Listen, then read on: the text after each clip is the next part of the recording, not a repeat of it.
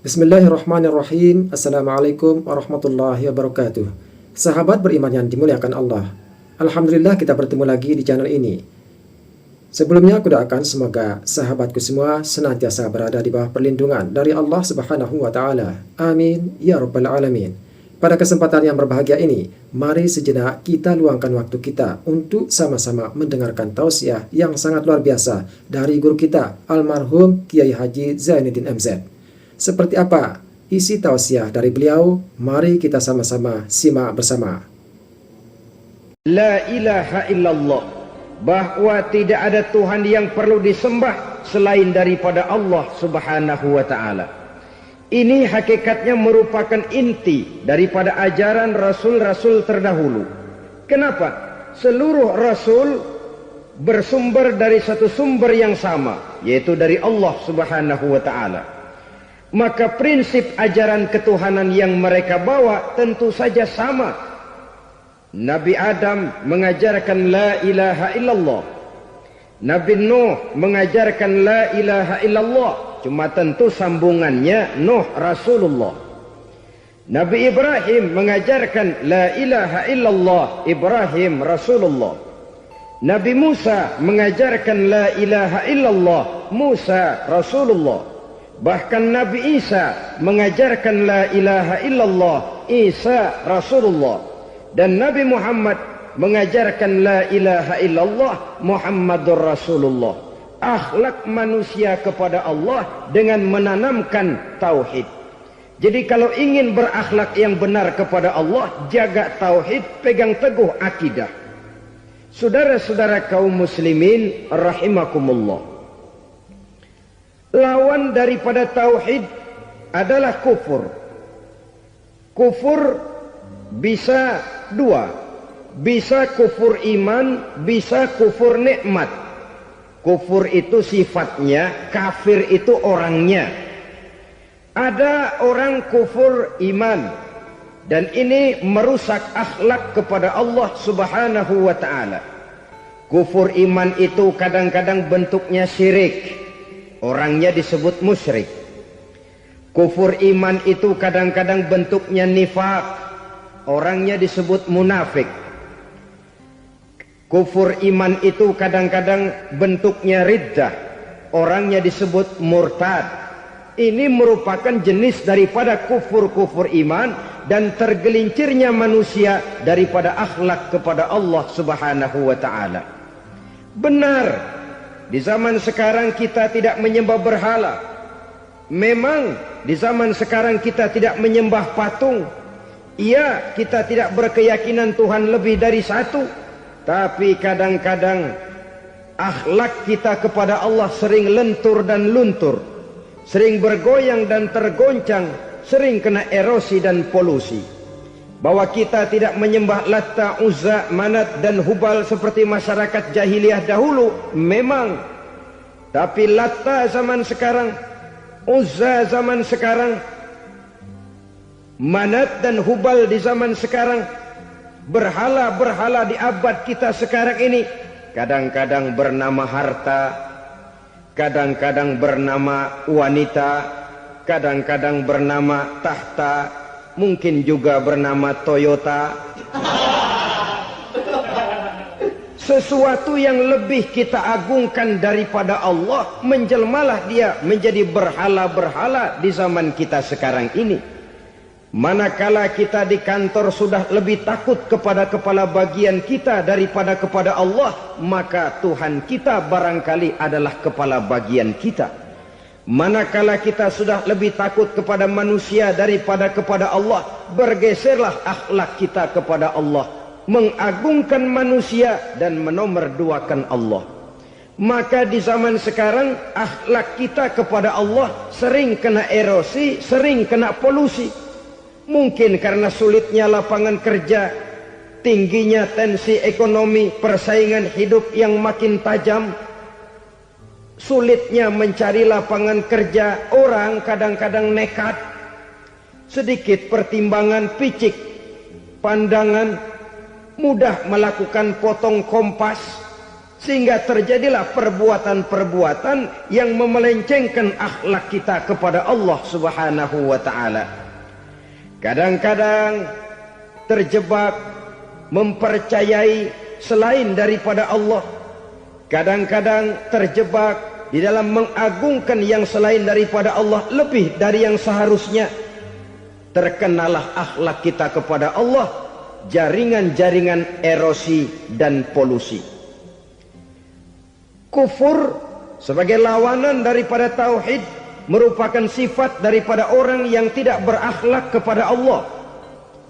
Bentuknya pertama bisa syirik. Syirik itu artinya meyakini ada Tuhan lain selain daripada Allah. Itu yang namanya syirik. Jadi percaya Tuhan ada, cuman Tuhannya kelebihan. Itu yang disebut syirik, dan itu merupakan cerminan dari akhlak yang rusak kepada Allah Subhanahu wa ta'ala.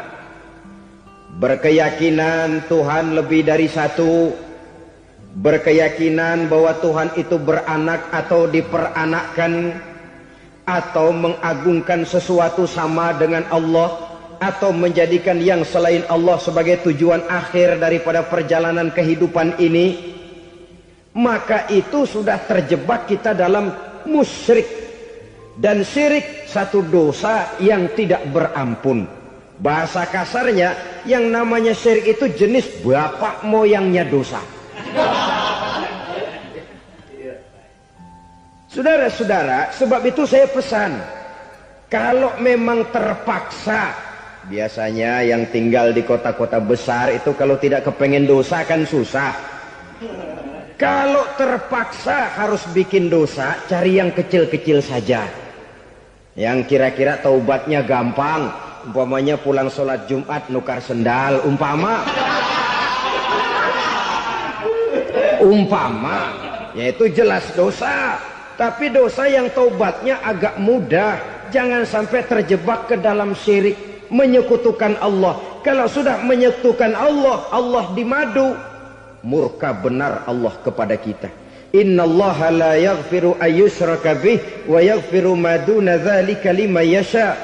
Allah tidak akan memberi ampun kepada orang yang menyekutukannya dengan sesuatu, tapi Allah mau mengampunkan dosa yang selain itu bagi orang yang dikehendakinya. Jadi orang-orang yang sudah terjebak syirik, menyekutukan Allah, meyakini ada Tuhan lain selain daripada Allah, meyakini Tuhan beranak atau diperanakkan, bagaimanapun baiknya mereka di dunia, bagaimanapun sosial jiwanya, bagaimanapun pemurah tangannya memberikan santunan dan pertolongan kepada orang lain, kalau sudah syirik, seluruh nilai kebaikannya akan tidak ada gunanya lagi. Karena tidak ada tempat nilai kebaikan itu bergantung. Sedangkan kita berbuat baik agar diterima oleh Allah. Kalau Allahnya marah kepada kita, siapa yang akan menerima nilai kebaikan itu sendiri? Ini bentuk yang pertama. Yang nyata-nyata menyembah berhala, syirik. Yang nyata-nyata beriktikad Tuhan lebih dari satu, syirik.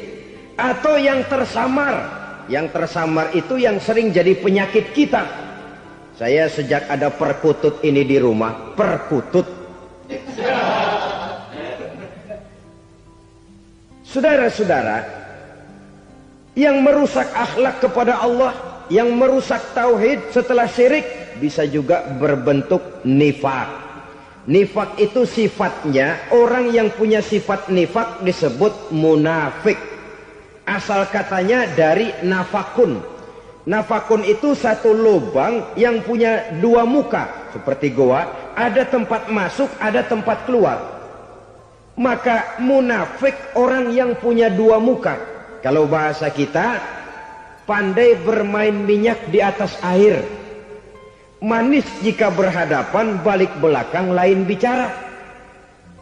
Sehingga apa yang dinamakan nifak, kata Imam Ali Al-Jurjani dalam kitab ta'rifatnya, izharul imanu bil lisan wa kitmanul kufri bil qalbi. menyatakan, menampakkan iman dengan lidahnya, tapi menyembunyikan kekafiran dalam hatinya. Dengan kata lain, lidahnya mah iman, hatinya mah kafir. Padahal hati itu yang dilihat, padahal hati itu yang dinilai. Kenapa lidahnya mengaku iman? Ya mungkin karena kepepet, mungkin karena kepentingan, mungkin karena ingin mencari kelemahan orang, lalu dia pura-pura beriman. Tapi sesungguhnya hatinya kufur. Ini merupakan penyakit munafik. Dan terus terang, menghadapi orang munafik jauh lebih berat daripada menghadapi orang kafir. Kenapa? Munafik ini kan musuh dalam selimut. Mau dibilang musuh nyata-nyata, apalagi di zaman Rasul ya, ketika periode Madinah, berat sekali menghadapi orang munafik. Mau dibilang kafir, kalau ketemu assalamualaikumnya medok juga. Mau dibilang mukmin, di belakang ngegerundel, nyari-nyari penyakit, nyari-nyari lantaran, mencari-cari gara-gara. Kalau kafir jelas kafirnya, kalau musyrik jelas musyriknya. Tapi munafik, di depan kita dia mengaku beriman, di belakang kita dia caci maki kita. Maka demikian rupa watak orang munafik Allah benci betul. Sampai dalam Quran orang munafik itu divonis innal munafiqin fid darkil asfal minan nar. Orang-orang munafik di dasar jurang neraka yang paling bawah, keraknya neraka. Saudara-saudara kaum muslimin rahimakumullah. Sebab munafik sangat berbahaya. Membahayakan umat, membahayakan agama. Di depan kita mereka ngaku pura-pura beriman. Kalau pidato luar biasa, memuji agama setinggi langit, menampakkan seolah-olah dia orang yang dekat dengan agama. Saudara-saudara, agama penting, agama mutlak. Tapi yang ngomong begitu agamanya apa? Remeng-remeng. Cuma sekedar lipstick, cuma sekedar dekorasi, cuma sekedar kamuflase buat ngibuli orang lain. Dia mengaku beragama, mengatakan agama mutlak, menganggap agama penting, seolah-olah memperhatikan benar tentang tatanan kehidupan beragama, tapi sebenarnya di hatinya tidak lebih berkecamuk penyakit-penyakit kufur. Maka sifat munafik ini termasuk menodai tauhid. Artinya merusak akhlak kita kepada Allah Subhanahu wa ta'ala. Sifat yang ketiga yang juga merusak akhlak kita kepada Allah dinamakan riddah. Riddah itu sifatnya, orang yang punya sifat riddah disebut murtad. Murtad keluar dari Islam. Keluar dari Islam tentu tadinya di dalam Islam. Oleh satu perbuatan dia bisa menjadi murtad. Misalnya tadinya dia iman benar kepada Allah, tapi melarat. Kadang-kadang sehari masak, 3 hari libur. Akhirnya oleh kesulitan ekonomi dia tidak kuat. Ada yang menawarkan kebaikan, dibawain supermi, dibawain obat-obatan, diberikan beras. Goyah imannya. Keluar dia dari Islam, ikut agama orang yang memberikan pertolongan kepadanya, memilih kesenangan sebentar dengan mengorbankan kebahagiaan yang kekal. Maka orang semacam itu riddah sifatnya, murtad orangnya, keluar dari Islam. Dan yang menyebabkan kita murtad bukan cuma orang nyata-nyata memproklamirkan diri keluar dari Islam tapi lalu mengikuti agama orang lain. Bukan cuma itu. Mengakui ada Rasul lagi sesudah Nabi Muhammad bisa menyebabkan kita murtad. Mengingkari nikmat Allah bisa menyebabkan kita murtad. Meyakini semua agama benar bisa menyebabkan orang menjadi murtad. Meragukan kesempurnaan dan kelengkapan Al-Quran bisa menyebabkan orang jadi murtad. Mengingkari sunnah bisa menyebabkan orang menjadi murtad. Banyak hal-hal yang bisa mendatangkan penyakit riddah dan membuat pelakunya menjadi murtad. Dan ini menodai akhlak kita kepada Allah Subhanahu wa ta'ala. Itu tadi kufur iman, saudara-saudara. Nyata-nyata mengingkari Allah, baik dalam bentuk syirik, nifak, ataupun riddah. Kufur yang kedua dinamakan kufur nikmat. Apa itu kufur nikmat?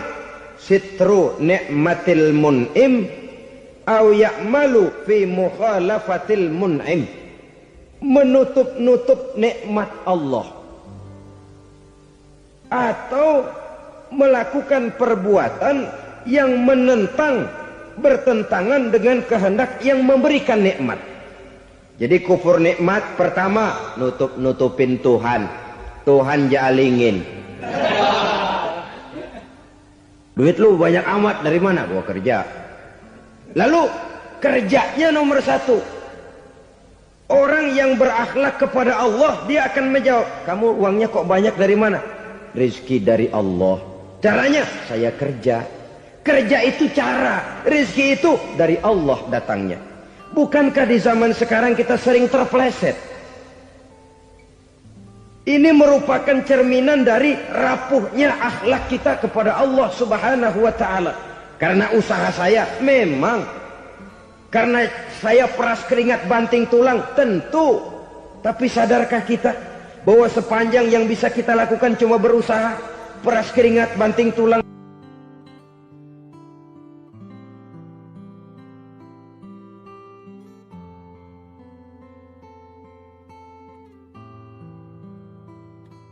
Soal rizki, soal jodoh, soal maut, kitakah yang mengatur? Kitakah yang menentukan? Subhanallah. Manusia sungguh tidak berdaya menghadapi tiga hal paling pokok ini. Rezeki, kita cuma bekerja. Kitakah yang menentukan? Tidak. Kita berusaha saja, rezeki belum pasti dapat. Apalagi kalau kita tidak berusaha. Jangan terjebak dalam fatalisme. Belum perang udah nyerah. Emang dasar rezeki datangnya dari Tuhan, gak usah kerja, dan ntar juga kalau dia datang. Dari mana datangnya? Kerja saja belum tentu dapat rezeki, apalagi kalau tidak kerja. Yang jelas usaha perlu kepastian, itu urusan Allah. Ini akhlak kepada Allah Subhanahu wa ta'ala. Jodoh juga begitu. Kita berusaha, kita berupaya, Allah menghendaki lain jadinya. Maut juga begitu. Siapa sih yang pengen ngadepi maut? Siapa sih yang pengen mati? Siapa sih yang pengen ketemu malaikat Israel? Tidak seorang pun kalau ditanya, kecuali mereka yang putus asa ya. Kalau otaknya masih normal, mau mati mesti belakangan dulu udah dikit. Tapi yang satu itu saudara, kalau dia sudah datang, tenaga mana yang bisa menolak? Kalau dia sudah berkunjung, kekuatan mana yang bisa menghindar? Kalau dia sudah ingin bertemu, kemana kita bisa melarikan diri? Manusia sepanjang yang dia lakukan hanya berusaha, tapi kepastian, ketentuan dari Allah Subhanahu wa ta'ala. Orang yang kufur nikmat, nutup-nutupin Allah. Dia merasa rezekinya adalah mutlak peras keringatnya. Seolah-olah Allah nggak punya peranan apa-apa di situ. Oh, ini kan saya bisa rumah begini karena saya kerja keras. Oh, ini mobil saya begini, saya kerja keras. Peras keringat, banting tulang, keras.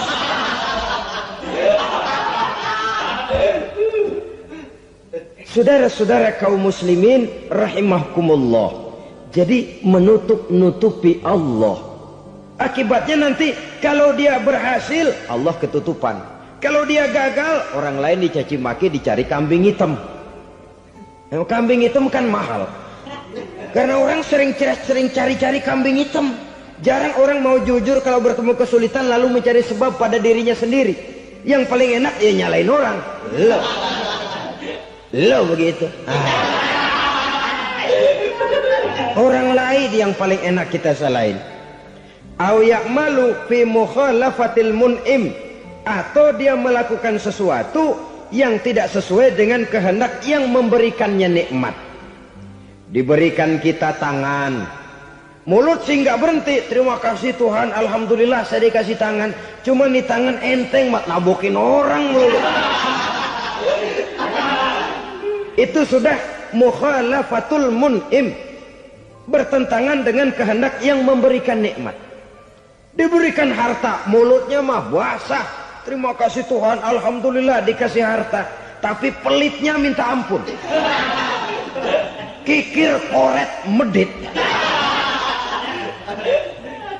Ini juga termasuk kufur nikmat, mempergunakan suatu nikmat bertentangan dengan kehendak daripada yang memberikan nikmat itu sendiri.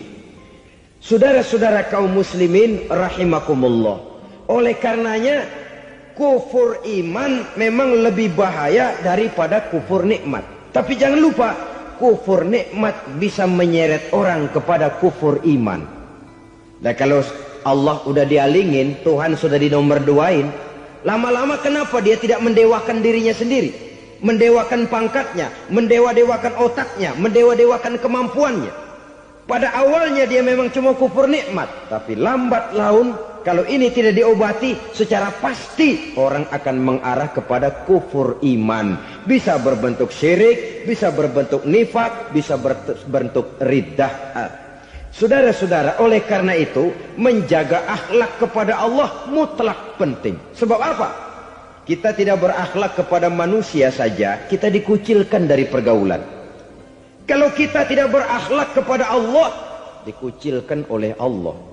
Hadis qudsi menyatakan, man lam yashkur ala na'ma'i wa lam yasbir ala bala'i falyakhruj min tahtis sama'i falyatlub rabban siwaya. Kata Allah, siapa orang yang tidak mau bersyukur terhadap nikmat yang aku berikan kepadanya dan tidak mau sabar terhadap ujian yang aku berikan kepadanya, falyakhruj min tahtis sama'i, persilahkan saja keluar dari kolong langitku, waliyatlub rabban siwaya, tolong cari Tuhan lain selain daripada aku. Murka Allah, diusir, cuman gak kedengeran aja. Siapa yang tidak mau syukur terhadap nikmatku, siapa yang tidak mau sabar terhadap ujian yang aku berikan kepadanya, persilakan keluar dari kolong langitku ini, cari Tuhan lain selain aku.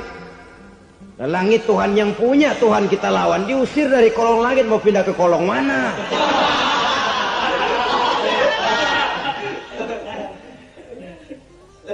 Jadi jangan merasa kufur nikmat kan enteng. Iya, kelihatannya begitu, tidak sebahaya kufur iman. Tapi kufur nikmat ini merupakan anak tangga yang kalau kita sudah mulai naik, kita akan naik terus sampai kepada tingkat di mana kita mengalami kufur iman.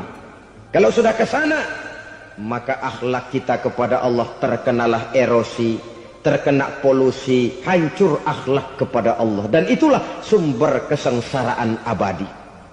Kalau cuma kita tidak berakhlak kepada manusia, barangkali resikonya cuma kehidupan di dunia ini. Mungkin juga ada kehidupan akhirat.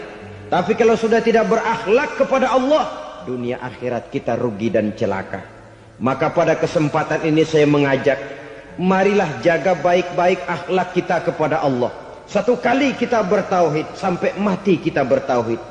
Satu kali la ilaha illallah, jangan tergelincir lagi kita keluar daripada kalimat itu. Satu kali kita bertuhankan Allah, jangan bertuhan yang lain selain daripada Allah. Jangan sekutukan Allah, jangan samakan Allah dengan sesuatu, jangan mengangkat yang lain sama agungnya dengan Allah. Sebab dengan demikian kita seolah-olah sudah mengotori akhlak kita kepada Allah Subhanahu wa ta'ala.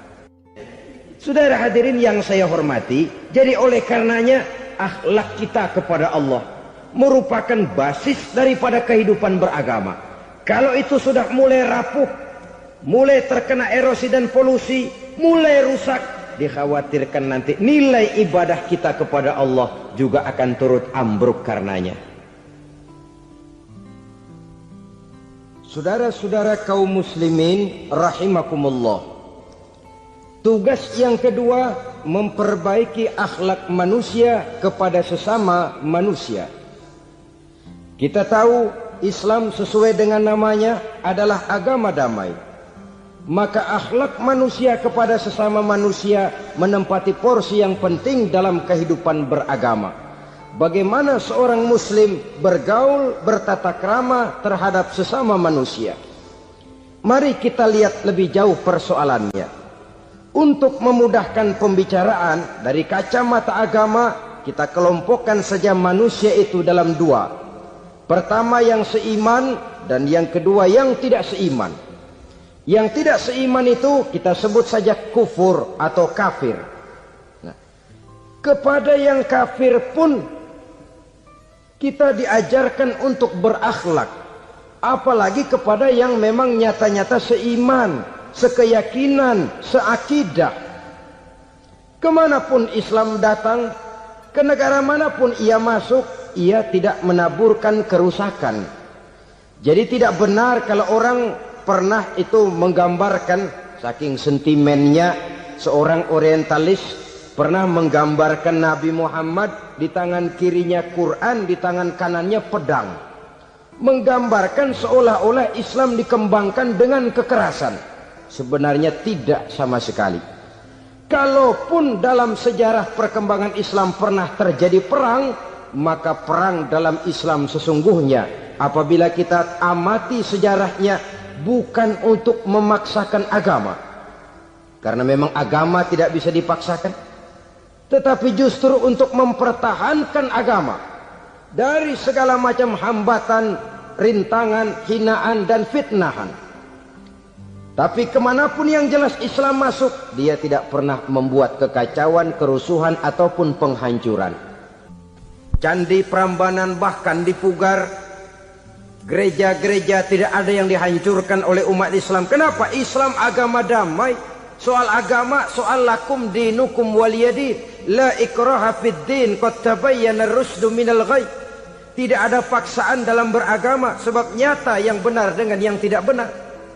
Belum pernah ada orang kafir masuk ke perkampungan orang Islam lalu dikejar-kejar, diteriakin kafir, kafir, sunatin.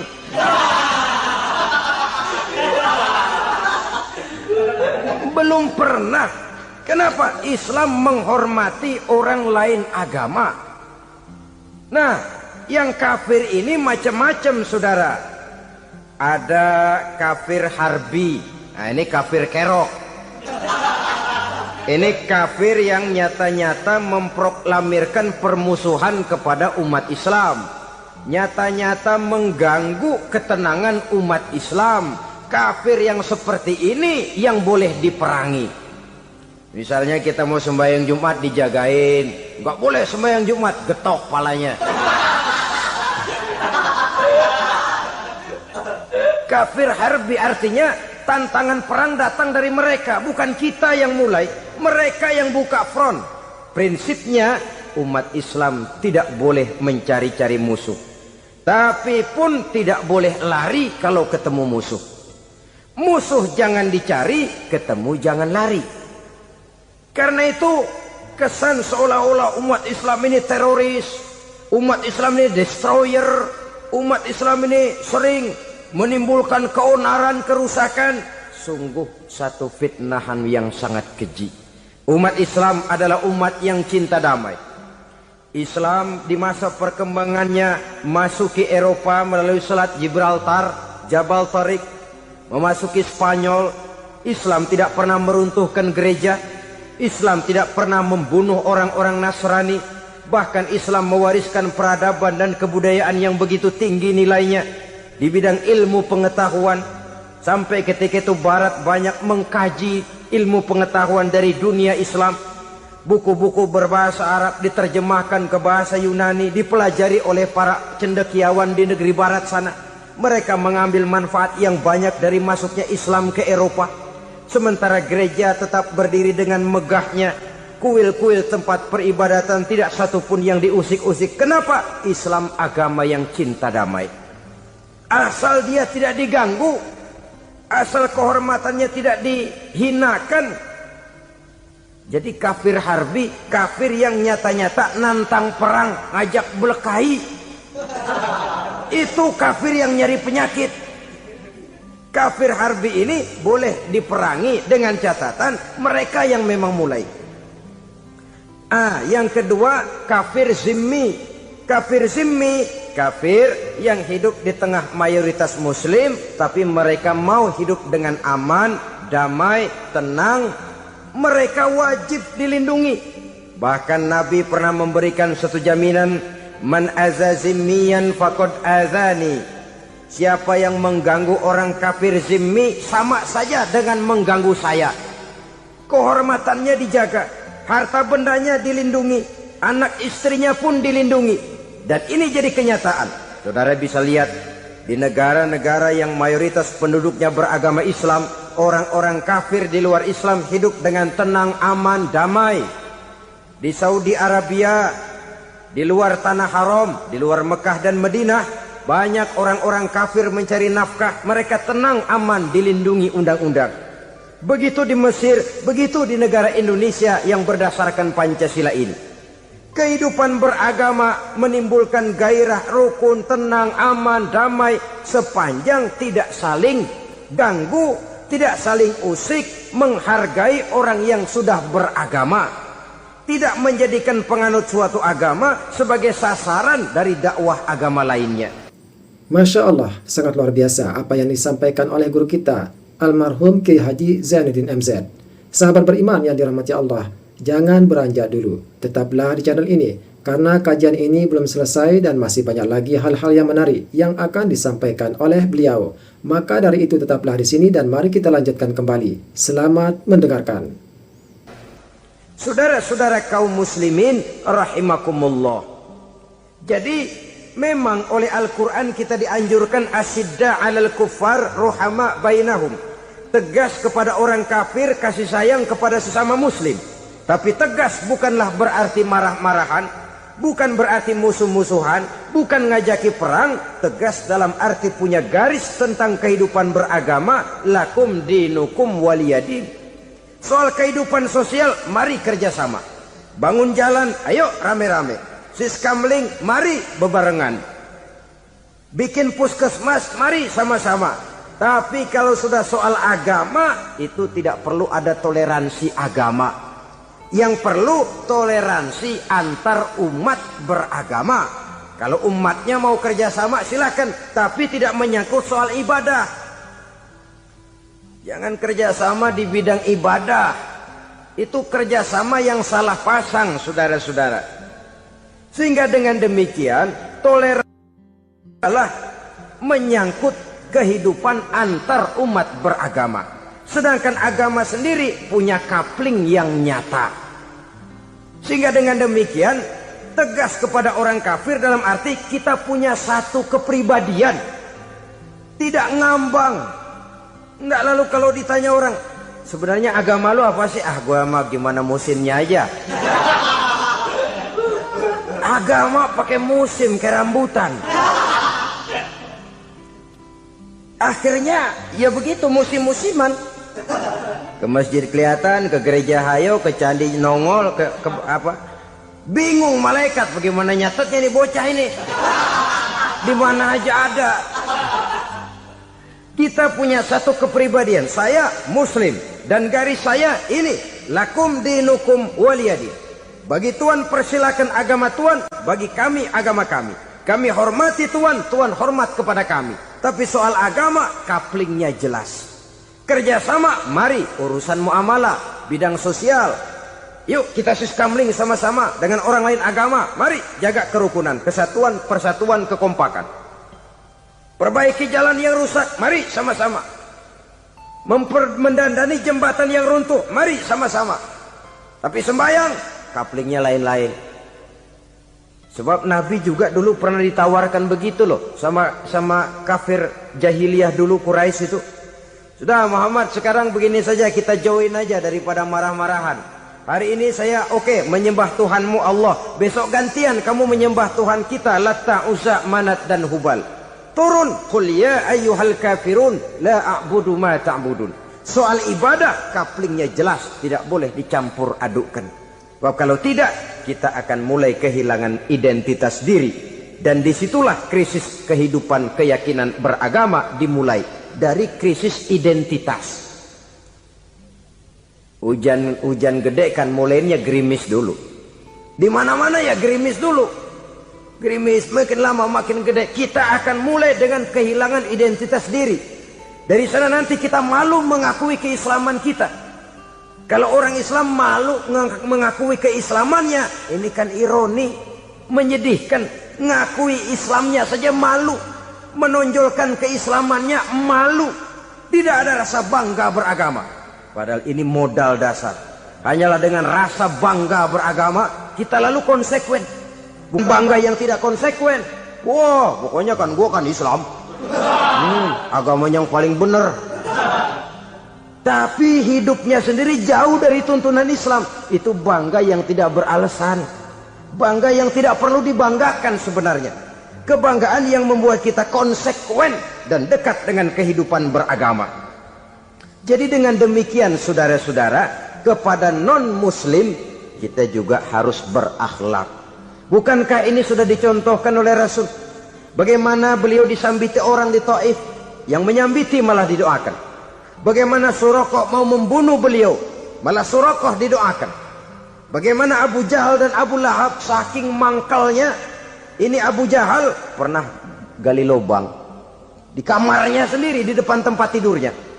Setelah dia gali lubang, ditutupin pakai keraras korma. Lalu dia tarik selimut, belagak meriang. Dia pesan pesuruhnya, bilangin Muhammad encangnya meriang. Pamannya sakit, minta ditengokin. Nabi dengan segala husnuzonnya berangkat nengokin. Abu Jahal dari balik selimut ngintip. Itu dia Muhammad, itu dia tuh. Dia tuh, masuk Dani, masuk. Mulai dia jalan, senang Abu Jahal. Terus. Begitu ke pelosok, masuk ke lubang, gue pendem terus lalu. Memang niatnya mau mencelakakan Nabi. Sudah tinggal beberapa langkah lagi Nabi akan berjalan ke arah lubang itu. Malaikat Jibril ngasih tahu, Muhammad, Abu Jahal pamanmu cuma pura-pura sakit.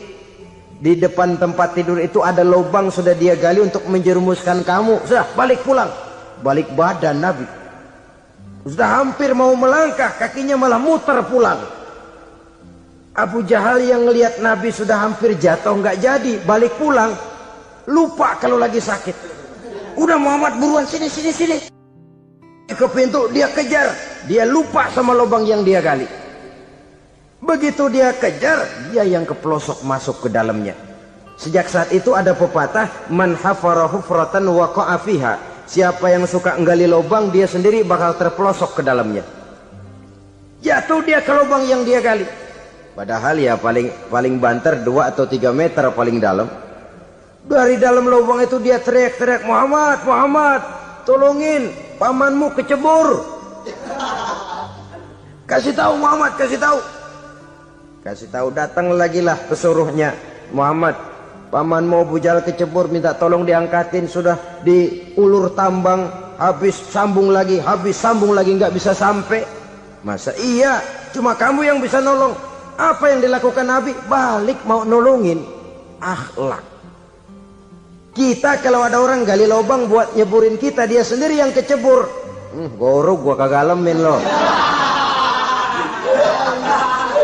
Mati sekalian dah. Nabi mah enggak, balik nolongin tuh Abu Jahal. Kenapa paman kecebur? Iya Muhammad, tolong, tambang udah diulur-ulur, sambung-sambung nggak sampai. Aduh kasihan paman, nih pegang tangan saya. Nabi cuma ulurin tangan, nyampe dipegang oleh Abu Jahal. Diangkat ke atas. Nyampe atas, apa kata Abu Jahal? Tambang bergulung-gulung nggak nyampe, kamu cuma pakai tangan doang kok bisa Muhammad, hebat banget sihirmu. Mukjizat dia bilang sihir, udah ditolongin nyelak lagi, kan yang enak kita injak palanya.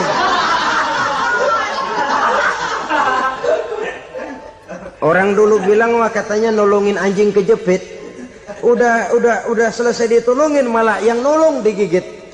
Saudara hadirin yang saya hormati, kepada orang-orang kafir kita harus berakhlak, menghormati mereka, tidak memaksakan satu keyakinan dalam batas-batas yang ditolerir oleh agama, yaitu pada masalah-masalah sosial dan muamalah.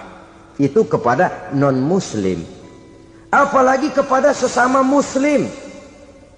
Baik akhlak kepada orang tua, akhlak kepada guru, akhlak kepada jiran atau tetangga, itu semua termasuk dalam akhlak kepada sesama manusia. Akhlak kita kepada orang tua, Kadang-kadang kita orang timur ini ketularan orang barat. Engkongnya dianggap CS. Salaman main kedet aja, halo kong. Engkongnya bahalo di bengong. Saudara-saudara kaum muslimin rahimakumullah. Akhlak yang tua kepada yang muda, akhlak yang muda kepada yang tua, kepada jiran dan tetangga, kepada sanak famili dan handai tolan, pendeknya kepada sesama muslim. Tetangga ada haknya. Ada hak tetangga yang kalau kita berakhlak itu harus dipenuhi. Contoh kecil, kalau saya beli radio, itu saya dong boleh berpikir, ini radio saya beli pakai uang saya setel di rumah saya, sekeras-kerasnya ada apa sama orang lain? Radio gua, yang beli gua pakai duit gua, gue setel di rumah gue, ada urusan apa sama orang lain? Itu kalau menurut saya. Tapi tetangga sebelah saya kan bisa juga ngomong begitu. Mata gue, yang ngantuk gue tidur di rumah gue. Kenapa suara radio lu masuk kemari? Ketika itulah lalu kebebasan saya nyetel radio dibatasi oleh kebebasan tetangga saya yang mau tidur. Ini sudah akhlak namanya. Umpamanya lagi ada Nabi ajarkan, iza tobakhta maraqatan fa'akthir ma'aha wa ta'ahad jiranaka. Kalau kamu masak sayur, banyakin kuahnya, bagiin tetangga kamu. Bukan bagiannya itu yang jadi soal, tapi akhlak kepada tetangga. Udah tahu tetangganya kelaparan, diseksa, goreng ikan asin, se-RW baunya ngayap,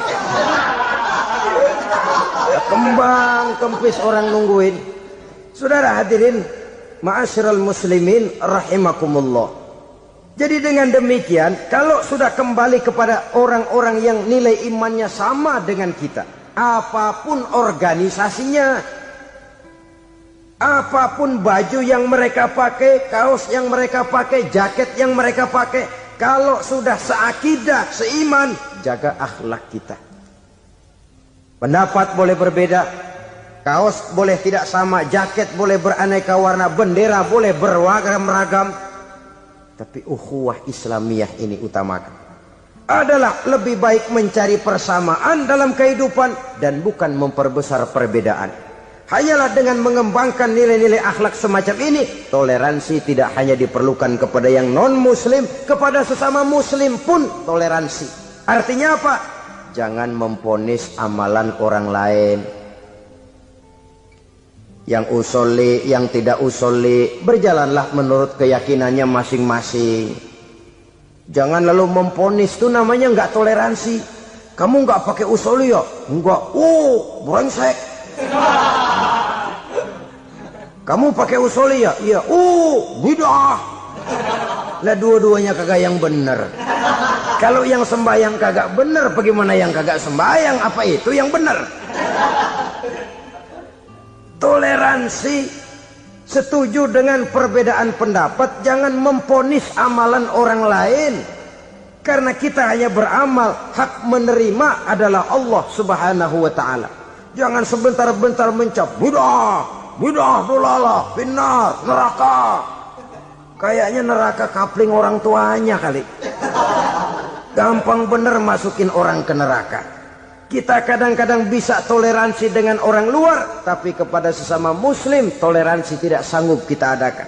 Mengklaim merasa kita yang benar, orang lain salah semua, itu tidak toleransi namanya. Mentang-mentang jadi ustadz, nih satu-satunya ustadz di sini ya, semuanya mesti ngaji kemari. Kalau nggak ngaji kemari Islamnya kurang tapi benar. Toleransi. Saudara-saudara kaum muslimin rahimakumullah, lapang dada menghargai orang yang berbeda pendapat, apalagi kalau perbedaan pendapat itu menyangkut hal-hal yang tidak prinsipil, menyangkut hal-hal yang sekunder dalam kehidupan beragama, menyangkut masalah-masalah yang dalam bahasa fikih disebut soal-soal furu'iyah. Tidak usah menyebabkan kita bersitegang. Kepala sama hitam pendapat boleh berbeda dan halal. Bahkan Nabi mengatakan ikhtilafu ummati rahmatun. Perbedaan pendapat di kalangan umatku bahkan menjadi rahmah. Sepanjang perbedaan pendapat itu diiringi dengan rasa toleransi. Tapi kalau sudah main baku hantam, main klaim, memponis orang lain, akhirnya timbullah keretakan. Jangan heran kadang-kadang satu masjid dua kelir. Ya soal kelir boleh kelar-kelir. Boleh kelar-kelir. Tapi kalau harus terlalu mencolok menyebabkan timbulnya keretakan, saya kira yang akan turun bukan lagi rahmah tapi bala. Bala akan menimpa kita, jatuh kita menjadi umat yang lemah. Oleh karena di antara kita sendiri, sesama kita tidak pandai bertoleransi, tidak lapang dada. Ada anak muda kelihatannya mau majuan dikit, yang tua curiga. Nih, kalau dia maju pasaran gua bangkrut dong nih. Lalu ditekan tuh anak ditekan melejit. Kadang-kadang yang tua maksudnya baik mau memelihara, yang muda salah terima. Kan tua kejemur.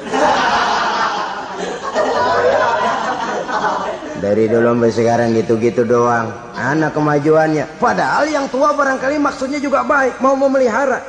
Sebenarnya kalau kita bisa mencoba mencari titik temu dengan alur komunikasi, tidak merasa diri yang paling benar, tapi toleransi, boyak menerima pendapat orang lain, setidaknya mau mendengar omongan orang. Yang susah kalau udah kena penyakit nggak mau ngerti omongan orang, nggak mau nerima pendapat orang. Kodok di kolong tempayan, cukeng kayu asem, asal ijo udah ijo aja ijo dah. Nggak ngerti omongan orang, yang kayak begini yang orang jadi kesandung. Oleh karena itu saudara-saudara, alangkah nikmatnya kehidupan ini apabila kita menyadari kita ini ummatan wahidah, satu umat yang satu, yang diikat dengan akidah. Kalau kepada yang non muslim saja kita diajarkan untuk berakhlak, apatah lagi kepada yang seiman, seakidah, sekeyakinan. Wajarkah perbedaan pendapat yang kecil-kecil lalu menyebabkan kita bertolak belakang, cerai-berai, centang perenang? Bila bertemu di jalan yang satu menyisih ke kiri, yang lain menyingkir ke kanan. Kalaupun juga bercampur di tengah kumpulan orang banyak, persis air dengan minyak. Yang atu melengos, yang atu madep mojok. Orang lain senyum, dia mau pada manyun.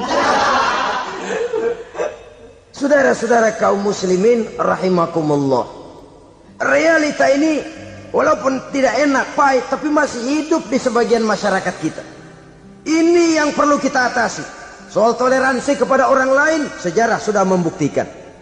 Mari kita jangan cuma bisa mengajak orang lain, umat lain untuk bertoleransi dengan kita, tapi kepada sesama kita, toleransi ini perlu kita tegakkan, perlu kita bina. Terutama di dalam kita menuju bentuk ideal daripada konsep ukhuwah Islamiyah ini, yang memang selalu kita akan cari bentuk-bentuk idealnya sejalan dengan perkembangan situasi dan kondisi yang dihadapi oleh umat. Perbedaan organisasi, perbedaan kepentingan organisasi tidak seharusnya menyebabkan kita merasa meremehkan orang lain dan mengangkat diri, mengklaim diri sebagai yang ter. Jadi dengan demikian, apabila yang pertama tadi akhlak kepada Allah dinamakan hablum minallah, maka yang kedua ini merupakan hablum minan nas. Jikalau baik akhlak kita kepada Allah, baik akhlak kita kepada manusia, nikmat rasanya menjalani kehidupan. Kadang-kadang orang akhlaknya kepada manusia baik, tapi kepada Allah tidak baik. Hormat sama yang tua, menyayangi yang muda, sama tetangga rukun, tapi sama Tuhan nggak mau sujud. Ini baik kepada manusia, tapi tidak berakhlak kepada Allah. Atau sebaliknya, sujudnya sama Allah mah tekun, bener khusyuk, bahasanya juga fasih, luar biasa. Tapi sama manusia sombong, takabur, ujub, merasanya dia doang yang paling benar. Sebab iblis itu ya, itu kadang-kadang datang lewat hati, dan memang selalu markasnya di situ. Kalau dia tidak bisa menggoda kita dengan yang lain, dia tumbuhkan sifat ujub. Dia bisikin, wah, memang di kampung ini yang paling banyak ibadahnya ente. Yang lain mana, lihat tuh kerocok semua. Lalu di hati orang itu tertanam sifat iya ya. Nah, tatkala iya ya, dia sudah terkena serangan iblis. Akhirnya apa? Orang lain diremehin. Asalnya kagak mau sembahyang aja diajak salaman udah najis aja dah. Ketemu juga mukanya ditekuk 4. Akhirnya bukan ngajak malah ngenyek, ngina. Lah orang dihina makin jauh, makin tidak tersentuh. Bukan cara itu yang diajarkan oleh Rasul.